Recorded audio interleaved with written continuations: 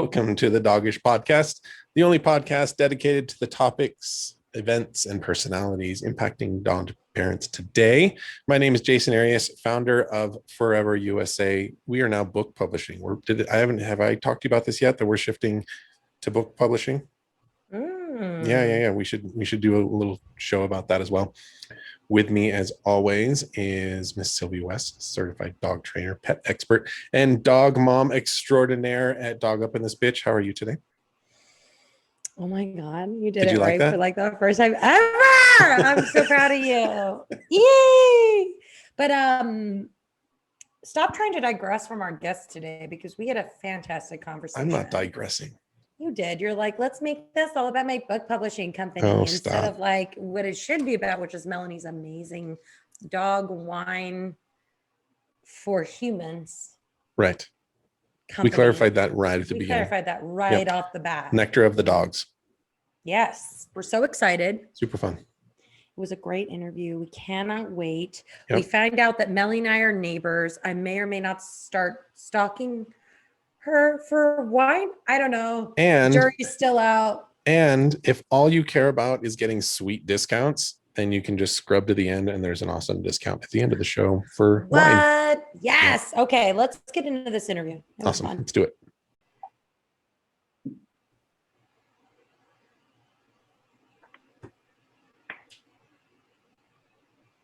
Hello. Good to go.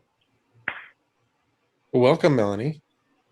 Well, thank you for having me. As you started the show off announcing that it's 5 o'clock somewhere, so I love that. Yeah. 5 o'clock somewhere. Oh my gosh, I love the wallpaper behind you. Thank you. That's her new. That's Sylvia's new wallpaper. She's in her new studio space office. My new office, and I was must have dog wallpaper. Must have dog wallpaper. Yes. Do I see any dachshunds there? I don't see. There is a wiener dog. He's right there. He's right there. Wait, where is he? Now my hand's covering him. Oh, there you go. Right there. I did it. He's just behind my head. Oh gosh, there's another one behind my head. So cute. Yeah, I don't know if you guys were aware, but yes, my friends call me Wiener Mama because I love dachshunds. And yeah, if you here, just let me show you on this is the latest one that we did. This is our Three Dogs White, which is what I'm drinking because it's a beautiful summertime wine. But those are our three dachshunds that passed onto the Rainbow Bridge. Aww. Part of the inspiration for the wine, and we can talk about that. But yes, Wiener Mama, and so cheers to that. Unique. Cheers, Wiener Mama. I don't even know where to go with that. With my LaCroix. No, I don't worry, Jason. I do. I'm one of those too. So yeah, I know, right? Get in there. Have you tried the limoncello, by the way? Because it's a fan favorite of mine now. I haven't, but you know what I found? We just went. Where were we? No, we were in Arizona. I don't know, a month ago or maybe 2 months ago. But I found this black raspberry, and now they have it here in Cali, so I'm excited. But I haven't tried the limoncello one yet. Where in Cali are you? In Granada Hills. So in the oh my gosh, we're neighbors. Yeah. Are you? Are we? I literally just moved to North Hills. Mm-hmm. I might run into you at the Sprouts, girl. Oh wow, you guys are that close. Right there. We're that close. That close. We probably shop at the same store. Now you wouldn't know this yet, Melanie, but Zelda. I just got my ass handed to me on one of our last recordings for not knowing one of our guests was in the neighborhood that I live in, and so it is so apropos that it's coming back around. Just eating my own mouth. I'm just eating my own mouth. Where are you then? So I'm up in Reno, Nevada. Oh, okay, right. Where what is his? Oh my God, I just am. I'm totally just blanking on his name. Phoenix Media. Oh yeah, Christian. Christian. I was seeing Phoenix up there. Yeah, Christian. Yeah. We were just funny. My husband and I just returned from a 3-week RV trip. Very so we, 7 states, like 3,050 miles, but we came back through Reno because we wanted to go to Virginia City. Okay. And oh my gosh, all the fires that are happening up there. It's nuts right now. Actually, yeah, so I was just out on the back porch with Christy, and the smoke is thick enough here in town that you can see it in your yard. Like, it's not like you just see it in the distance and it's a haze. It's Right. looking across the street. You can see that there's something in the air. Oh my gosh. Yeah. It was pretty bad in Oregon. And then of course through, Nevada. Is it Nevada or Nevada? Nevada. It's Nevada. Yeah. Yeah. But I love that you even just asked, like, just knowing that is there. It is there because I think, well, actually, I used to live in Las Vegas many, many years ago, but I always called it Nevada. But then people are like, no, it's Nevada. But I still forget. So I ask. And so There you go. Yeah. Thank you for correcting me once again. Nevada. Okay. Nevada. See, look at that. So- People learning things all over the place here. Listen, All over the place. All right, so I want to dive in here because you threw some things out there, and I want to just I want to refocus our conversation on your fabulous wines. Absolutely. Because we digressed. So anyway, Melanie, Yes. you've started a dog wine. Okay, let me clarify this because it's not wine for dogs. Correct. That's a thing that exists. That's not what this It does? Yeah. Okay, This anyways. is a wine inspired by dogs for people, Correct. which is my favorite kind of wine. Mine too. Believe it or not. And you're drinking your three dog white. So talk to us about you said they were the inspiration. You threw it out there. You're like, yeah, my dogs that died kind of inspired this, but whatever, no big deal. Sips wine. So tell us, how did you end up? So it's called Nectar of the Dogs. Nectar Just of to the Nectar kind Dogs. of the just to Dogs. totally Yes. reset and bring everybody that's listening up on Yes. the same level. So Nectar Nectar of the Dogs. Okay. Nectar of the Dogs wine. Yes. So, I like to say every wine has a story, right? Just like every rescue dog has a story. So let me tell you our story. Yes, please. I really, back in 2015, I had a friend who had just gotten into the wine business, and they do their Italian varietals. And, I spent a lot of time in their tasting room tasting because that's what I love to do. And so I was there one day and I was like, hey, what if I just wanted to, get a palette of Chardonnay wine, because I'm a Chardonnay drinker. So fast forward a little bit, I talked to a friend of mine, Donna Graves, who's also a big wine and dog lover and the co-founder of the company. And so we were really going to just honestly bottle wine for us because we wanted to. But then as we kind of, talked a little bit more on what we wanted to do, we thought, well, we can bottle this, we can sell it, we could just give all the proceeds to dog rescue and call it a day. So we came up with a label. Inspired, yes, by the dogs that we had, that we loved, that passed on to the Rainbow Bridge. And we came up with the name. I think we sat around the dining room table one night drinking wine, and we were thinking of things like hooch pooch, and there's other things out there. Anyway, we came up with this, and we kind of did a play on the words because she had some portraits made of her dogs, which are on the original label, where there's 6 dogs. And they were kind of in that, iconic, saint with the halos and all of that. I forget what you call that. Byzantine, I want to say maybe. But anyway, that's the artwork that we kind of worked with. And then Nectar of the Dog, Nectar of the Gods. So it was kind of a play on that. So anyway, we got that. We bottled 56 cases, 1 pallet. I was really fortunate. I knew what I wanted the wine to taste like. So working with my friend who had his winery, I found the wine pretty quickly, and we bottled it and we sold it through his tasting room, and it was so well received that everybody was like, well, what's next? You can't just stop at this. So I incorporated the company in 2016 and we took off running. She actually owns her own company. I, as I mentioned, have a full-time corporate job. So, it was definitely a labor of love, a passion project. And then we bottled a few different varietals after that, all limited edition. We did a Sauvignon Blanc, a Malbec, a Rosé, Pinot Grigio. And then for every varietal that we bottled, we were giving like $1,000 to a specific organization. So time went on, and Donna just kind of said, "Hey, I really love this, but I can't dedicate any more to it." So she left the company in October of 2020. She's still the co-founder, but she doesn't have anything to do, with the company anymore. So it's just me and my director of PR, Monica Pontrelli. So we have since kind of revamped a few things. We don't have a tasting room yet.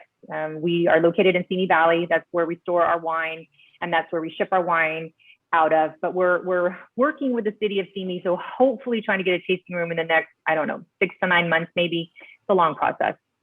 I'll be there, like yeah. opening day. Good. Yeah, it's just say when and where, and I'll roll deep with my dogs. Okay, we love that. Yes, gonna be dog friendly. It's just tough. I have to say, I've learned a lot in these past, I guess it's been 6 or 7 years now. Alcohol is there's a reason why it's just tough. I mean, there's lots of laws and obviously legal limitations and licenses and so on and so forth. But it's fun. I love it. Every time I write a check to a different rescue organization, it just makes me feel so good about what I'm doing. And that's what really keeps us going and makes me super happy. Incredible. Hashtag Fit for a Cause. Do it. Oh my gosh. Okay. We're going to take a quick break. We'll be right back. Okay.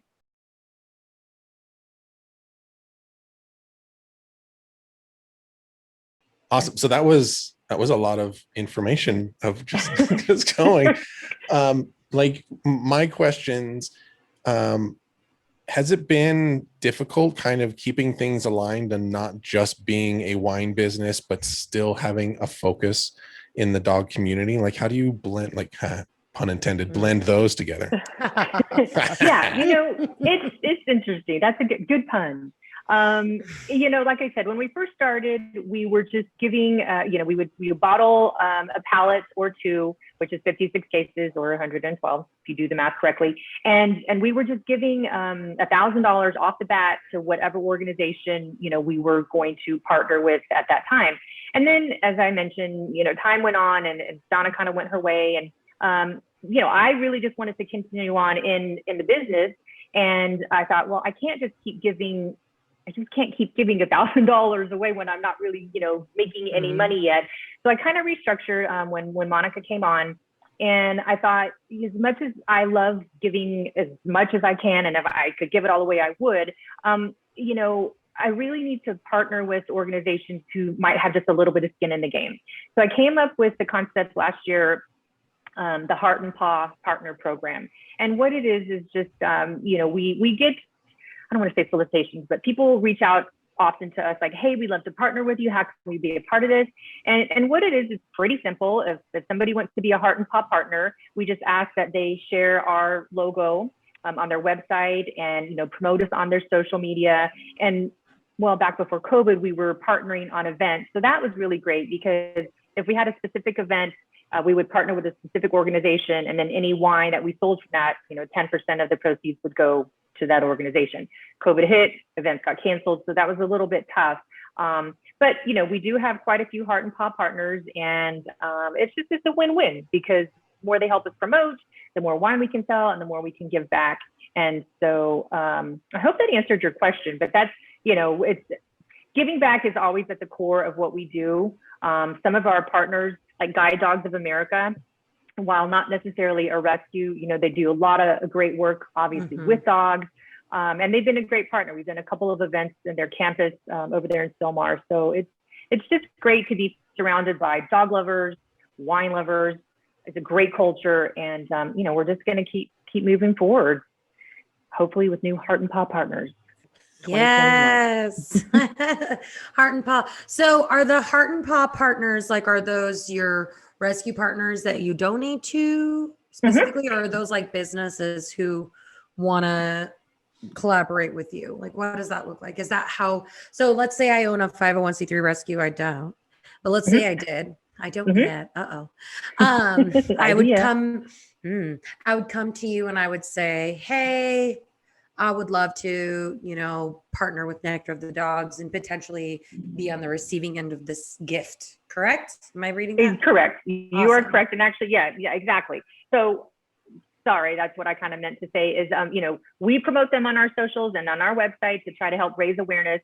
And then there's the cross promotion. And yes, they're guaranteed end of year donation as long as they're a Heart and Paw partner. of 10%. So yeah, that's how that works. Awesome. And yeah, they are 501c3. I think, we have quite a few, and I think the biggest one probably is SPCA LA, pretty well known, not affiliated with the SPCA, totally different. But, we try to partner with maybe not some that are so well known, the smaller ones, people just like me in a different sense. These are people who have full-time jobs, but they have the passion to create this 501c3, to help the animals. And so that's what we're doing. Our part is just selling our wine. So I have to know, like,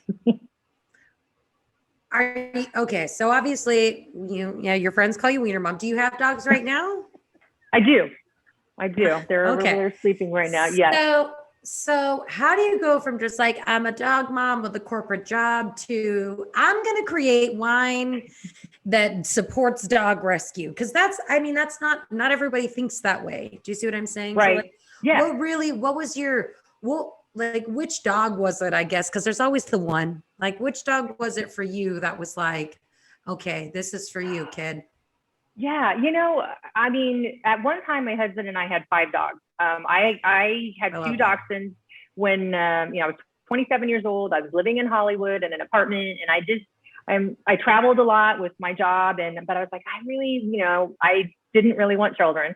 So I got my 2 wiener dogs, Connie and Clyde. And, I had them for 16 and 17 years. So over the course of having Connie and Clyde, again, 27, then I meet my husband who had a husky, Mika, and we got married. So then we had the 3, so the 2 wieners and the husky who thought she was a wiener. And then we actually found that's quite a combination to have a husky and wiener dogs. But she didn't know. She was so young, she was a year and a half when we met, and then Connie and Clyde were already like 6 and 7. And then we found another little dog when we first moved here to California. His name was Floyd, another wiener dog. So we had 3 wieners and a husky. I like how she says, like, casually, like, oh yeah, we found this dog. It happened to be a wiener. I don't know. It did. It happened to be a wiener. And unfortunately, he was older, so he passed away first. So, I still had my Connie and Clyde that I'd had since puppy. So when he passed away, I had never lost a dog before. And I was just like, oh my God, this is the most, anybody who has lost a dog knows that feeling is awful. But I have to say, I think the good Lord brought, Floyd into my life so that I would understand what I was going to go through when I had Connie and Clyde move on, because by the time they went, they were 16 and 17. And, think of how much your life changes from 27 to 44, right? That's I've been crazy. Yeah. Married a couple of times, moved in different cities and stuff. So the dogs were always the constant. So anyway, and then I've always loved wine too. So I used to work in the restaurant business before I got into the professional beauty industry. You drink a lot when you're waiting tables. Professional beauty industry, you still drink a lot. It's just one of those things. So, at least you're honest with yourself. I am honest. Yes, I am very honest. I love wine. I love dogs. But so it's a perfect combination then. It's totally a perfect combination. I love wine and I love dogs, but I would never be like, aha, I shall start a wine dog company business that supports rescue. Yeah. It's that thing. It's, like I said, when we first were talking about bottling the wine, we just thought, well, what a cool thing, we'll do this and we'll give it. And then it just kind of turned into what it is. And now it's, 6, 7 years later. And I am hoping and praying that, within the next 5 years, this can be my full-time gig, because I really, we're working on the tasting room. I love the culture. I love being able to give back to the rescues. And it's just awesome. It's such a great feeling. So the long-winded answer to your question is, it was really Connie, Clyde, Floyd, and Mika. Those were my first 4 dogs. We got a couple of other wiener dogs after they had gone. And we just lost Vinny, he's a wiener, last October. So I'm shocked. So now, here, look, I'll show you. Here he is. So that was Vinny. Vinny. So he had a brother. Well, he still has a brother. So this is This is Brawny. You can see this. So Brawny's the brown one. Vinny was What the a black great one. photo. Thank you. Yeah, for those of you who aren't listening to this or watching this on YouTube, like what a disservice you're doing yourselves. These photos. So Brawny is now 14, and he was really, really sad when Vinny passed away. I mean, I've never seen a dog go through such separation anxiety. It's hard, yeah. Horrible. So we adopted another wiener from South Korea.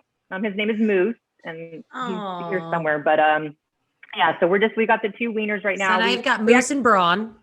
You do? No, I said so. You've got Moose and Braun. I'm like, you're the same. Yes, so we have Moose and Brawny. I have them now. I'm like, what? You have the same name as dogs as I do? Yes, Moose and Brawny, and we actually adopted another one with Moose, but Moose and Mayfield didn't get along, so Mayfield had to go back to the Dachshund Paw rescue, but he got adopted by a wonderful lady in Orange County, so I'm super happy with that. That's what we have going on now here. So Moose and Brawny, maybe they'll come in. So here's the $1 million question: will there be a Mika Malbec? Yes, actually, we've talked about that. Now that it's just me and I can make the decision solely, honestly, what we're looking for this year is a Vin Zin. We're looking for a Zinfandel. I was just going to say a Vinny Zinny. Yep, because, my husband Todd, he loves Zinfandel. And we always said when it's Vin time, we're going to do a Zinfandel. So unfortunately, Vin passed away really unexpectedly, cancer. So yeah, he was only 12, and he actually had just turned 12 the week before, and just shocking. So we're looking for. I lost my senior last November very rapidly at 12 to cancer. It's a hard. Like, why don't they live as long as us? A. Yeah, so right. Start there, and B. When can I look forward to tasting the Vinzen? So now I need this in my life. Yes, you do. So I don't know if you want to talk about how I source my wines, or that was going to be my next question, because okay, hold on. Let's dive deep into this. I'm going to make you take a break. What? That's what I'm going to do.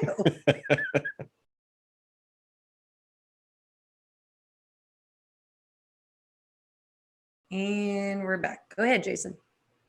Right. So you had mentioned like where you're sourcing them. So you're working with like a single winery, or are you working with multiple wineries? Like, how does that all work? Because you're gonna have your own tasting room, and the little bit of touring and tasting that I've done, most tasting rooms are owned by a single winery, but it sounds like you've got something different in the works. Yeah, no, absolutely. It's interesting. And like I said, I've learned so much, and I continue to learn so much. I wasn't born into a 5th generation winery vineyard. So there's different ways that you can get into the wine business, thankfully. Right now, we have a 1720 license, which means I am licensed to sell wholesale. So to restaurants, or, tea shops or specialty places like that, or direct to consumer retail. So the only way that people can get our wine now is they can order from our website, or they can become part of our wine club. Very exclusive, not exclusive, but just, fun wine club. Let's make it sound exclusive. I like it's very exclusive, everyone. Yes, Dog most exclusive. Only. You must love wiener dogs. Yes, absolutely. Or huskies. That's a prerequisite. Or, we were doing events, like I said. So we've got some events on the calendar later in the year, which is a good thing. But to answer your question, wait, what was your question again? So I don't own a winery or a vineyard. So what I do is, yes, I work with a few different wineries in the Central Coast and the Central Valley. And basically I'll say, hey, I am looking for a Zinfandel, or I'd like to do a white blend, or, what do you got? So then I get a bunch of samples, and it's a very, very tough job, but I taste everything with my friends and wine club members. It's a perk. That sounds like the worst job in the world. Can we be friends? We can be friends.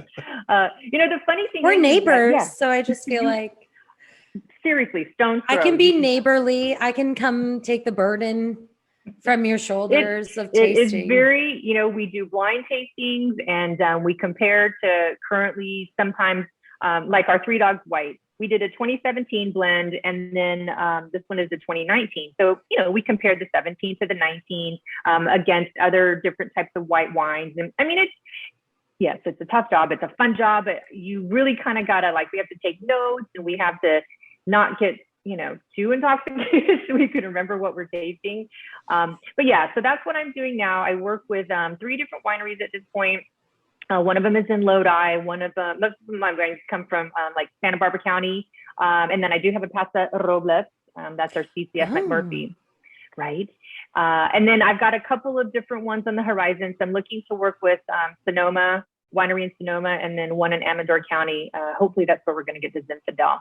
So yeah, it's I was mentioning, the wine culture is just, everybody that I've met so far is so fun, right? So I taste a lot. We go wine tasting, not only in our backyard, but when we go to different, obviously cities and stuff. And number one, it's a write-off, so that's awesome. But people are really, they're encouraging when they hear the story and just, offering hints and tidbits and, help. And it's just great. And I love it. And everybody's like, oh my God, and you get the dog rescue? That's amazing. So it's amazing. And it's by what's the word I'm looking for? So you will make so much wine in so many bottles, and then there's a set donation that comes out of that entire, is that that by the barrel, or is it by the bottle, or? Yeah, so usually what we'll do is we'll bottle a pallet, which is 56 cases, or if I really like it, I'll do 2 pallets, as I mentioned. Gotcha. And then we 10% of each of wine sales go to the different Heart and Paw partners. And that's cool. The All American Dachshund Rescue is also one of my core partners, because that's where I got Ronnie and Vinny from. So, right.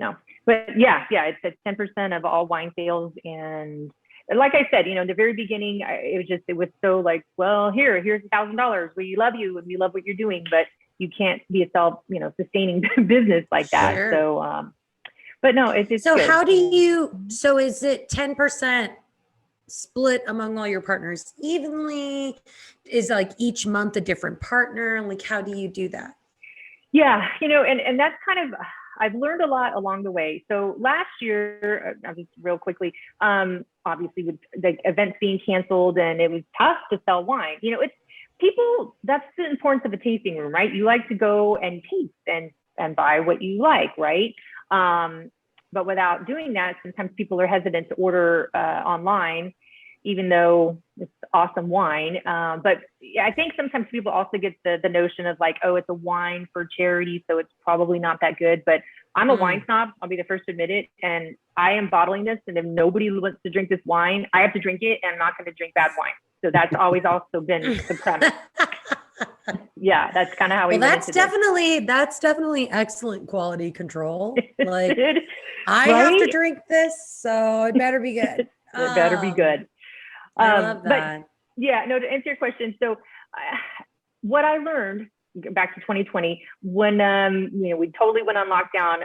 Fortunately, my husband owns a production company, and he has all this amazing gear to do videos. And so we thought, well, why don't we do these Facebook Lives, because we're all just drinking at home anyway. And so we did this for about 3 months, and every week we partnered with a different organization. And they would come on, and we would learn about their organization, talk about the wine, kind of like what we're doing here, except it was on Facebook Live. And a really good thing. I mean, we did sell wine in the midst of all this pandemic, and so the organization that we had. Actually, what I would do is we'd have 4 organizations, within the month, and then all the wine sold that month, I would just split it between them. I tried to do that one who was for week 1, whatever wine was sold that week, but it just wasn't really working out. It wasn't fair. So anyway, that's what I did. And then, at the end of the year, and I gotta be honest too, it's kind of again, I'm asking to have a little skin in the game. So if you don't promote us, or if you're not really talking about us, then it's why, where this other organization has really done a great job. So I it's still 10%, but maybe the other one will kind of get a little bit more than, We've traveled down that same path with our book sales, and it is the managing the politics and logistics, and there's things that come out of left field that you aren't totally expecting. I Yeah. completely understand some of those struggles. And another thing that we've learned too is, I mean, I'll be the first to admit as well, Monica manages our social media because she's way better at it than I am. But a lot of these organizations on their Instagrams, they're obviously promoting the dogs they have a rescue, as they very well should be, because they're trying to save the dogs. And so wine is really not at the forefront of what they're promoting. And sure, thank you for putting our logo on your website, but there definitely are organizations who do a little bit more to try to help, push, because sometimes we do promo codes, right? It's like, push the promo code so people can buy the wine. And so, yeah, you get it. It's that was one of the tough parts to not just like come to terms with, but understanding with empathy that these rescues, they're coming from a place. And when I say rescues, it's important to understand the difference between a rescue and a shelter or a sanctuary. So like rescues are just these small groups. A lot of them is somebody who's just doing something out of their house or their backyard, or they're fostering. A lot of times these are not people that have marketing backgrounds or marketing budgets, or like really all they know how to do is rescue a dog and then beg somebody to find a home for it type thing. So as a small business, we quickly realized like we couldn't hold them accountable for some of those things, because their goal was not running a business. Their goal was saving dogs' lives. Absolutely. And so we just shifted on how that kind of worked. We absolutely 100% agree. And I've learned a lot too in the different types of, organizations that we've partnered with. Right. And you just hit it right on the head. I mean, they don't come from a marketing background. We try to make it easy. It's like, okay, here's our logo. Here's everything you need. All you got to do is that. And they'll still get a donation, sometimes it's, but we just actually got approached by another organization. They're called Soy Dog. I don't know if you've ever heard of them. SOI. Yeah, I have. Oh, yeah. I think you've mentioned them to me before. Is that the like the skincare stuff, or no? No, totally. It's a rescue. Oh, okay. Yeah, it's a rescue, and so it's a I don't want to say a pretty old one, but I'm going to say it was founded by a couple, and basically they were saving the street dogs from Thailand, and all of this. Okay. That's another horrible story. But they have some celebrity following, and they basically they rescued the dogs from Thailand. They spay and neuter them, and then they have partner organizations in UK, here in the US. I literally just talked to the lady a couple of days ago, so I'm not that expert on it, but she's been reaching out to us because she really wants to partner. She loves what we're doing. She's like, I looked at your Instagram, I saw your website. So, we do get approached by a lot of organizations saying, hey, we really want to partner with you. We're not sure how, but the fact that they're kind of just really excited to partner with us is great. And so I think what we're going to try to do with them is they do have a local LA organization that they partner with. And so we're talking about doing an event, again, 10% of proceeds will go to that. So it's, there's so many organizations out there, and a lot more homeless dogs and animals out there, but it's, it's tough. Okay. It's tough.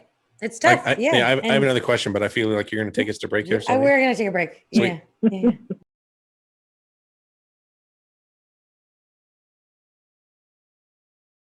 So coming back, my question that I've been kind of sitting on is like, how do you design your labels? Like, I know that we've talked about a few of them that, it's because they've passed, but have all the dogs on your labels passed away, or like, what's the story there? Yeah, that is the story. We have, I wish I had my other bottle here. Sorry, I didn't grab it. So the original one, you can check out the website, but it has 6 dogs. So it was Connie, Clyde, and Mika, my 2 wieners and the husky. And then Donna had Springer Spaniels. So there were 6 dogs on the label. And, she owns an experiential marketing company. So we had the good fortune of her graphics artist really kind of created the label for us. And then on the second one, because like Floyd couldn't fit on the first one, our second, or our CCF McMurphy featured another one of her dogs that had just passed away, and Floyd. So I've changed them a little bit throughout, but still it's just our dogs that have passed away. Although I have to say, I am looking to maybe do a different type of label for Vinny. So if anybody's a graphic person out there looking for one, because I don't have any that of our skill. listeners who are Yeah. graphic designers, please contact Nectar of the Dogs Wines. Yes, looking Melanie for and a Nectar of the Dogs Vincent. wine. Hey, Looking for, yeah. So let me ask you a kind of off the wall, but it ties into the label thing. As a non-wine connoisseur, half the time you walk through the aisles and you're looking at a combination between dollar signs and logo. Like you're like, oh, that looks sophisticated. That's the wine that I'm going to take to my girlfriend's house or whatever. Like, how much of that have you noticed makes an impact of buying wines? Purchase. That's a very good observation. It's true. Yeah, and I do that too. When I go to the store, I mean, I'm a little bit more, educated over the years just because I've drank so much wine. But yeah, I think labels definitely do have an influence on buyers. And, we aren't in stores or anything, but we actually were in Cornell Winery, which I don't know if you're maybe not familiar with that, but it's a little tasting room up in Old Agora Hills. And, Tim kind of just sources wines from local wineries and stuff. So we were in there for a while, and he did say, like, your wine, it sells. I mean, it's just got a catchy, label on there, and people kind of are intrigued by it. And then I have to say too, though, I mean, we do get a lot of compliments when you do tastings, like, oh my gosh, I love your label. But then when they hear the story behind the label, that touches people even more. And that just makes me really happy. I love that. I mean, they're my dogs, so of course I have a special attachment to it. People have asked us, like, hey, can I put my dog on the label? And not yet is the answer, but we're maybe looking to do that if I change up the label. So I don't know. It's just, there's something nice every time I open it. It's like, oh, my babies, It is nice. Sipping for a great cause. And then, I write everything on the back.